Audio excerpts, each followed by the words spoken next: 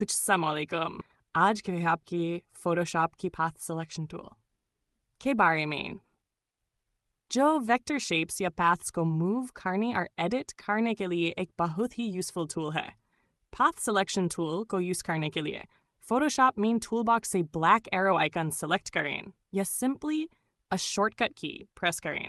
अगर white arrow select हो तो शिफ्ट ए प्रेस करके ब्लैक एरो पर स्विच करें। इस टूल के जरिए कंप्लीट पाथ या शेप को क्लिक करके सेलेक्ट कर सकते हैं और फिर यूज मूव, रिसाइज या ट्रांसफॉर्म भी कर सकते हैं। अगर आपने मल्टीपल शेप्स बनाए हैं तो पाथ सिलेक्शन टूल से आप एक या ज़्यादा शेप्स को सिलेक्ट कर सकते हैं। सिर्फ शिफ्ट की होल्ड करके मल्टीपल पाथ्स पर क्लिक करें। ये tool specially vector based design या कस्टम शेप्स के साथ काम करते वक्त काफ़ी हेल्प करता है, जैसे लोगोज, इलस्ट्रेशंस या आइकॉन्स बनाते हो। तो दोस्तों, अगर आप फोटोशॉप में वेक्टर डिज़ाइनिंग करना चाहते हैं तो पाथ सिलेक्शन टूल को यूज़ करना बहुत ज़रूरी है। अगर वीडियो पसंद आए तो लाइक, शेयर और सब्सक्राइब करना न भूलें। मिलते हैं अगले डिज़ाइन ट्यूटोरियल में डिज़ाइन चेस्ट के साथ।